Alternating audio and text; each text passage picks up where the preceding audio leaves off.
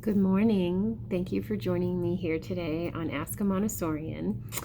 We are going to make booklets for reading. So this video focuses on phonics. In the primary Montessori classroom, we use phonics. And primary with AMI, which is the Association of Montessori International, is for 3 to 6 year olds. So if I get a child who's between the ages of 2.5 and 3 coming into my classroom, and I start lessons in practical life to build their concentration, and then I transition them into math and language, one of the things that my mom actually did with her students was make these little phonetic books. And so after they've been introduced to the sandpaper letters and possibly the movable alphabet, you can start making little phonetic books. I realize this isn't a mirror image, but you get the idea. It's pat. And so what you do, we start with cat. And you put the letters, you cut the paper, and then put the consonants on this side that go with the ending at. So you have pat. Let's see here. Sat. Hat.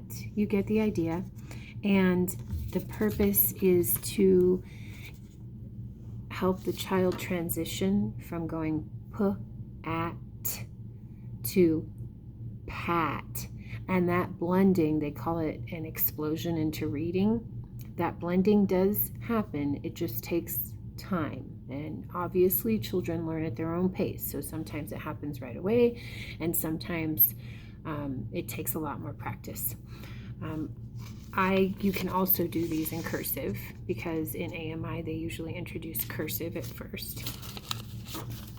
So I am going to walk you through making one of these little books. It's very simple. I do not have a ruler. However, my mom usually uses a ruler so that you can have perfect. You want to show the children with the ruler and cutting out so that you can have perfect lines, because they're watching you. And so what I do if I don't have a ruler is I fold the paper so that I have perfect lines.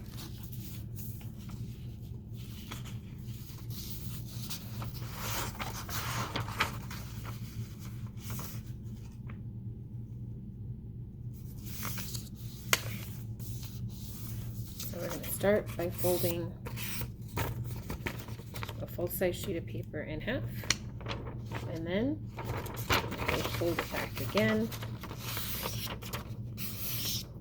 I have scissors, but I also enjoy showing the children how to tear the paper, and it depends on how old the child is, but even a 2.5-year-old can watch you do it, because by the time they do master these small motor skills, they'll just be all the more proficient at it.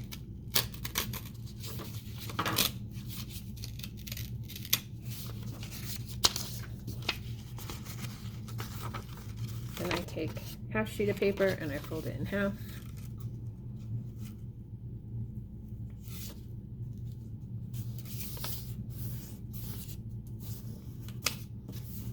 And I use I don't know if you guys can see this, I use my fingernail to push across the crease. And then I fold it over again. And then I take my hands, you guys see that? I put one hand, I put my finger along the seam to hold the paper in place, and then I just tear gently, and I keep my hands along the seam to keep the tear in line with the paper, and you have a perfect edge. And I take these two sheets of paper and I fold them in half.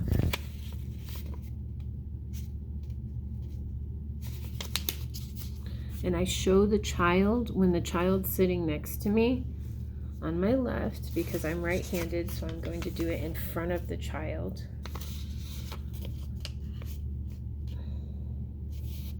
No, sorry, reverse that. I'm right-handed, so I'm gonna have, let's see. Yeah, that is correct. I'm gonna be sitting on the right side of the child, and if the child's, no, I'm gonna be sitting on the child's left-hand side, because if they're right-handed, then they can see me better, if that makes sense. I'm trying to, because I'm right-handed, so sit on both sides of the child because they're ambidextrous at the young age, between 0 and 6.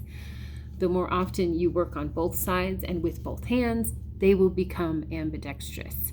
But pay attention to which side is most effective for that child, because you'll notice that sometimes they use their left hand and sometimes they use their right hand. For instance, Greg and I were just at Boy Scout camp, and he was shooting, and they said that he's left eye dominant. So they had him shoot differently than some of the other children. So just a little side note. All right, so we're gonna fold this paper, and I push my thumb against the seam, grab my edges. So if you have pencil and a ruler and scissors, it might be a little bit quicker. And then we're going to have some squares. We're going to take one of the half sheets, and then I'm going to fold that in half as well. Now will give us a couple of squares to work with to place the letters on. And you can also do this with longer phonograms. So for example, you can start with consonants, just your typical phonics like C, D, F, like for instance, C for cat.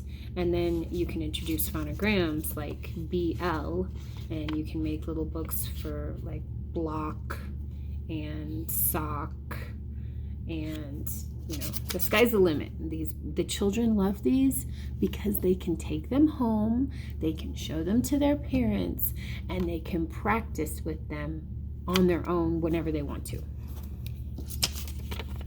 So we have this blank sheet of paper that was half of our square, which is a quarter sheet of a full sheet of paper.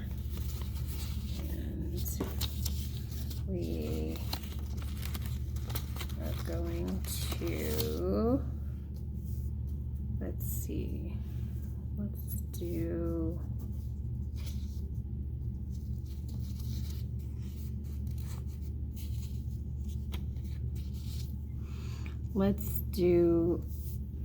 A, C, K.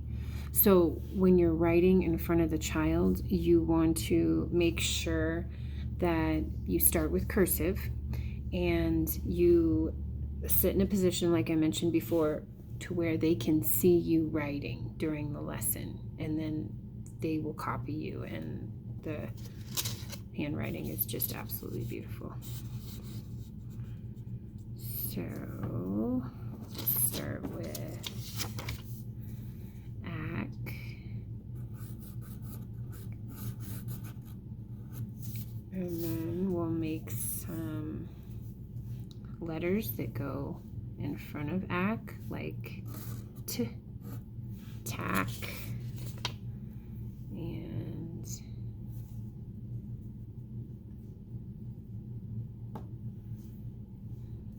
see.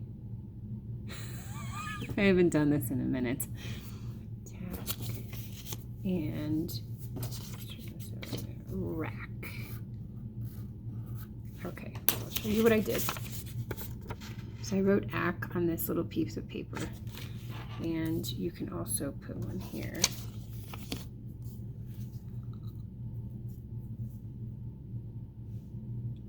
There we go.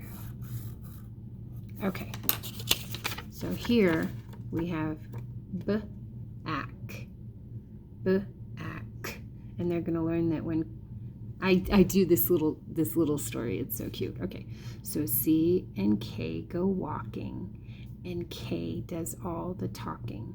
They hold hands together and they walk together. And K turns to C and says, "Shh, I'm gonna say my name," even though C's name is also K. But together they hold hands and they say K, K. And this one is tricky. So when you're working with your children and you say some people say r instead of but when you're blending, you want to say because if you say r, you're adding the sound and it makes it more challenging for them to blend with other letters. For instance, rack, rack. So here we have our little book, and you take the letters and you put them in front of the word like this, and it's pretty simple. You can make the book longer or shorter depending on how you like to do it. Always depending on the child's concentration, because if you have a younger child, they may not be as